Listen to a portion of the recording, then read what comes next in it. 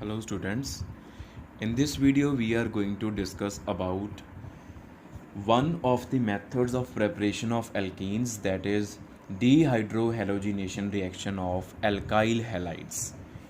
So what is the meaning of dehydrohalogenation of alkyl halides? Say this is some alkyl halide molecule.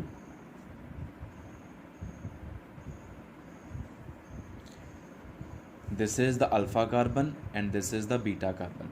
Here X, the halogen atom, it is behaving as the functional group or the main substituent which decides the properties of this molecule. So X is attached to this carbon, this is alpha, and next carbon is beta carbon. When we will add alcoholic KOH in alkyl halide, alcoholic KOH means to say potassium hydroxide dissolved in ethanol or some alcohol. What happens? There takes place dehydrohalogenation. D मतलब deletion, hydro मतलब hydrogen, halogen मतलब halogen. तो there takes place removal of hydrogen and halogen from the alkyl halide molecule. वैसे तो हम इसको कैसे show करते हैं कि HX रिमूव होता है यहाँ से. H हो गया रिमूव बीटा कार्बन से और X हो गया अल्फा कार्बन से.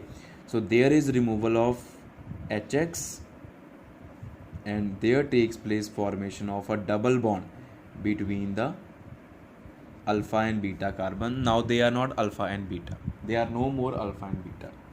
This is dehydrohalogenation of alkyl halides. But more specifically, more particularly हम इस रिएक्शन को कैसे लिख सकते हैं HX लिखने की बजाय, बिकॉज ये जो HX है ये KOH के साथ रिएक्ट कर जाता है. तो हम इसको कैसे लिखते हैं?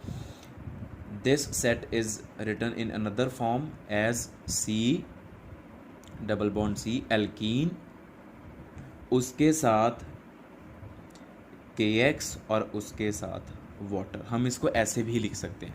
HX और KOH की रिएक्शन होगी, KX और वाटर बन गया.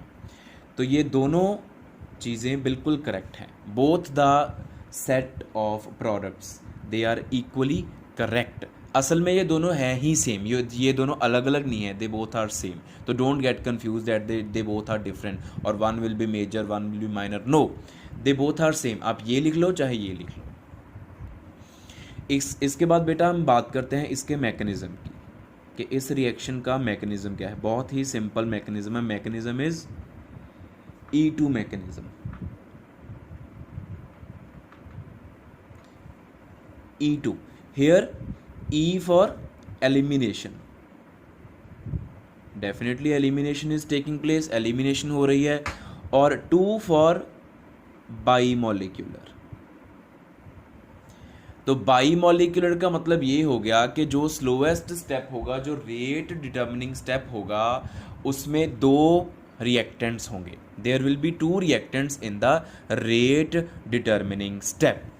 सो इसका मतलब ये हुआ कि ये जो मैकेनिज्म है it is single step mechanism. The mechanism is single step mechanism, जिसको हम कंसर्टेड मैकेनिज्म भी बोल देते हैं. कंसर्टेड मैकेनिज्म, 2 नेम होते हैं इसके, सिंगल स्टेप मैकेनिज्म और concerted mechanism, one and the same thing.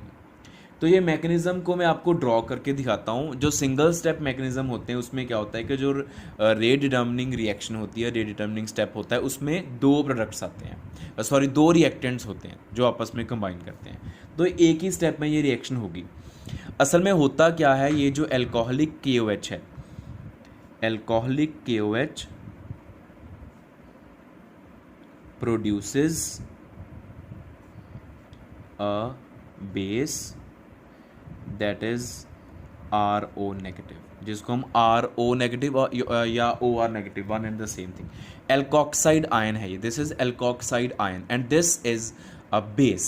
ये एक बेस का काम करता है और बेस का काम होता है प्रोटोन को एब्स्ट्रैक्ट करना, प्रोटोन को एक्सेप्ट करना. तो कहीं पे भी अगर आप प्रोटोन प्रोवाइड करोगे बेस को, तो बेस क्या करेगा, ऐसे कंपाउंड में से जिसके पास प्रोटोन होगा, प्रोटोन निकाल लेगा, H पॉजिटिव निकालेगा. तो जब हम एल्काइल हैलाइड में एल्कोहलिक KOH को ऐड करते हैं तो इसका जो बीटा प्रोटोन है वो रिमूव होता है. ये 1-2 बातें मैं आपको बता दूं. बीटा प्रोटोन या beta hydrogen is acidic.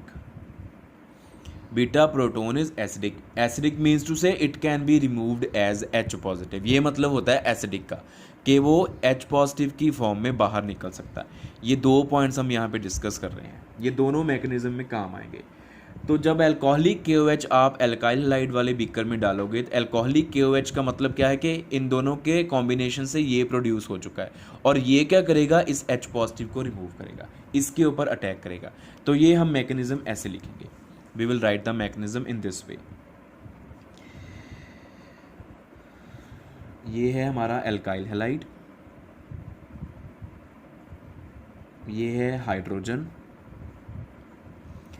And this is our halogen. और इधर से ये आया बेस B नेगेटिव.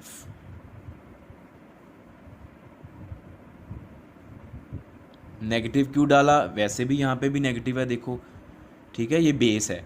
असल में इसने करना क्या है, इसने बीटा प्रोटोन के ऊपर अटैक करना. नेगेटिव चार्ज है, it will attack upon beta hydrogen और यहाँ से इसने H पॉजिटिव को ले जाना. ठीक है, अगर H पॉजिटिव यहाँ से जाएगा इसका मतलब इस कार्बन के पास नेगेटिव चार्ज आ जाएगा.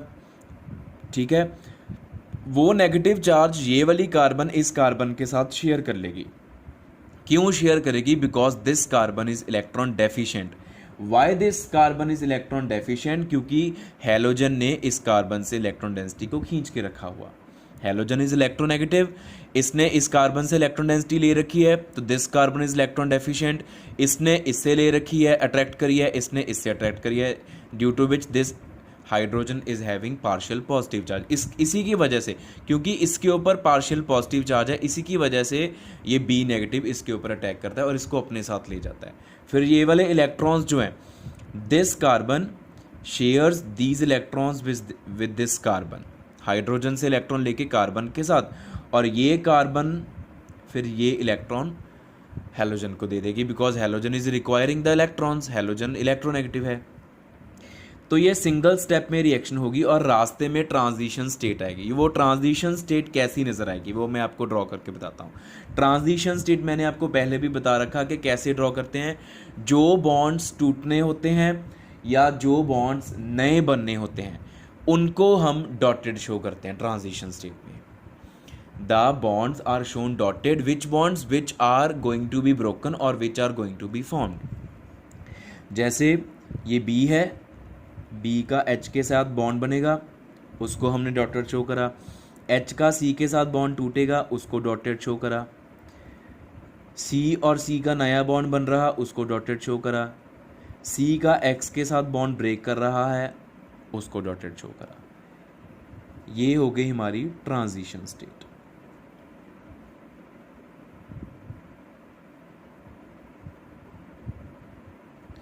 नाउ चार्ज देखो, जब B नेगेटिव ने H पॉजिटिव ले लिया तो B का नेगेटिव चार्ज खत्म हो जाएगा.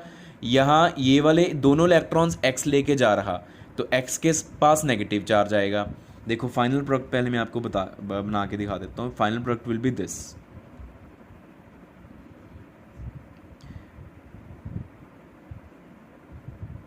This is the final product. और इसमें आप क्या देख रहे हो कि B के पास नेगेटिव चार्ज 0 हो गया, B का नेगेटिव चार्ज खत्म हो गया, X के ऊपर -1 चार्ज आ गया.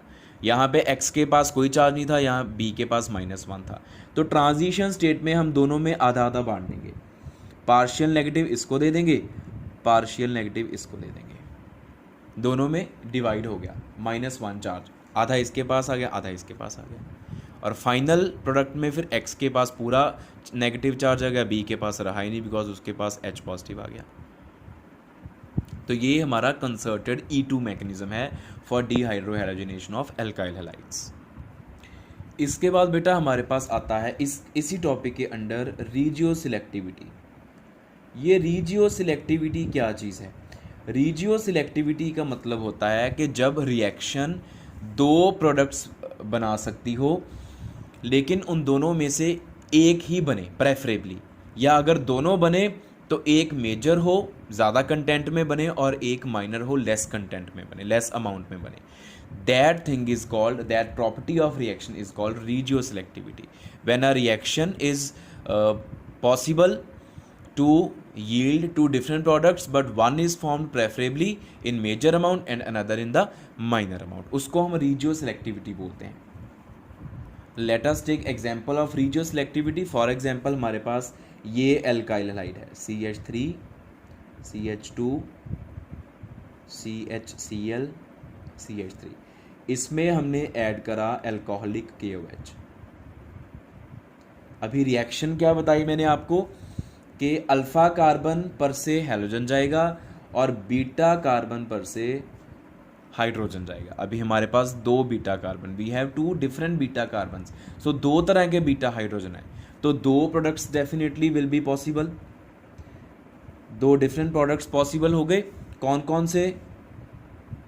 एक तो बनेगा जब ये वाली बीटा हाइड्रोजन निकलेगी, तो हमारे पास आएगा CH3 CH double bond CH CH3, this is 2-butene when this hydrogen is removed, and second is CH3 CH2 CH double bond CH2, this is butene when this beta hydrogen is removed. now इनमें से हमने एक select करना कि कौन सा major होगा कौन सा माइनर होगा, ये हमने ऐड करा, और साथ में साइड प्रोडक्ट्स क्या निकले हैं, वही KCl and water. These two are the side products in both the cases. तो which is major which is minor? This one is major and this one is minor. Now why so?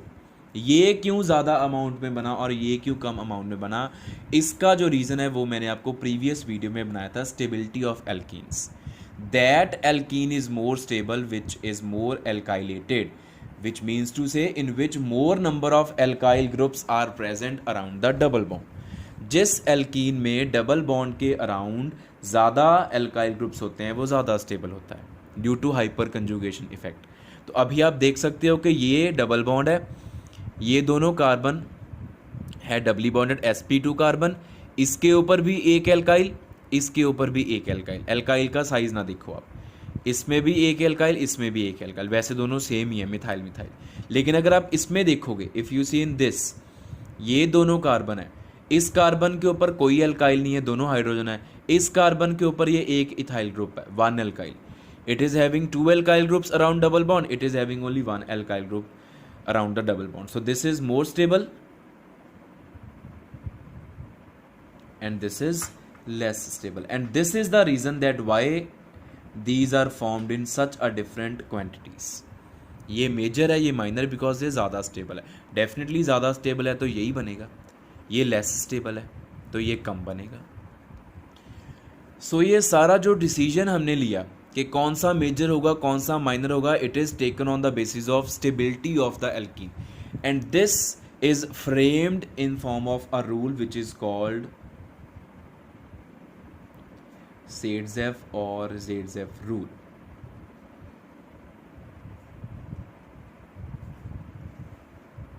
Zef rule के नाम से ही इसको ये popular है. ये जो Zef rule है ये हम कम यूज़ करते हैं. Zef रूल क्या है? यही है कि when dehydrohalogenation of unsymmetrical alkyl halide, वैसे alkyl halides unsymmetrical ही होते हैं usually, when dehydrohalogenation of an alkyl halide yields two different products, then that product is formed in a major quantity which is more stable or which is more alkylated. That alkene is formed in major amount in which double bond is more alkylated. This is the statement of Zef rule. आप इसके ये example दे सकते हो. This example can be taken very easily. तो यही हो गया हमारे पास रीजियोसेलेक्टिविटी और Zef rule.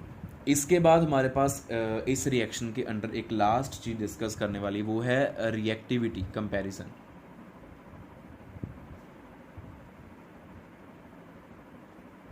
Of different alkyl halides.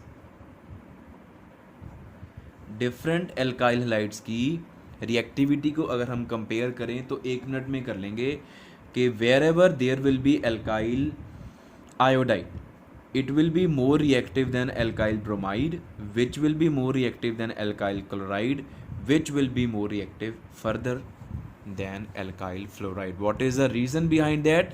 Alkyl fluoride is most stable, alkyl iodide is least stable, and those compounds which are least stable, they are always ready to do reactions because they are less stable. So उनकी reactions बहुत fast होती हैं. reason क्या है? The bond strength.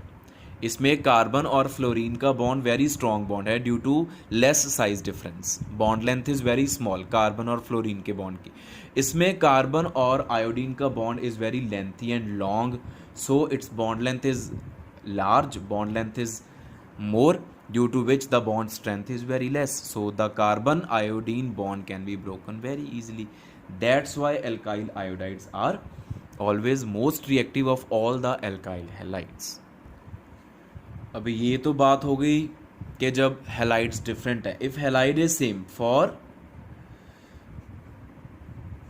A given halogen, अगर halogen एक ही रखें और डिफरेंट डिफरेंट एल्काइल हाइड्स, मतलब for a given halogen more is the branching at alpha carbon, more is the reactivity of alkyl halide. Alpha carbon के ऊपर जितनी ज़्यादा ब्रांचिंग होएगी, जितने ज़्यादा नंबर ऑफ एल्काइल ग्रुप्स लगे होंगे अल्फा कार्बन के ऊपर, उतना ही ज़्यादा रिएक्टिव होएगा वो एल्काइल हैलाइड. क्या रीज़न है इसके पीछे? अब देखो ये दो डिफरेंट एल्काइल हैलाइड्स हैं हमारे पास.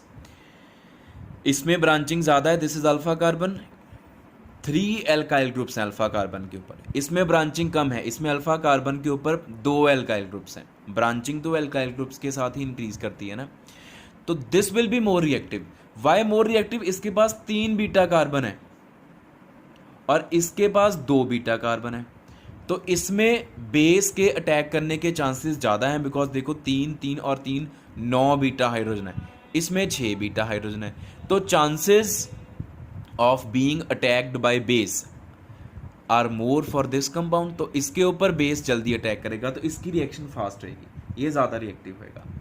मोर ओवर इसका जो एल्कीन बनेगा, the alkene formed from this alkyl halide is more stable, तो इसकी वजह से ये फटाफट से रिएक्शन करेगा. जिस रिएक्शन के प्रोडक्ट स्टेबल होते हैं वो रिएक्शन फास्ट होती है. मैं कितनी बार बताया आपको, इसका ये प्रोडक्ट बना और इसका ये प्रोडक्ट बना. ये alkene, this is more alkylated, this is less alkylated, this is more stable alkene, this is less stable alkene. So that's why this reaction is faster and this alkyl halide is considered to be more reactive than this alkyl halide. So more is the branching around alpha carbon, means to say more is the number of alkyl groups at alpha carbon, more will be the reactivity of alkyl.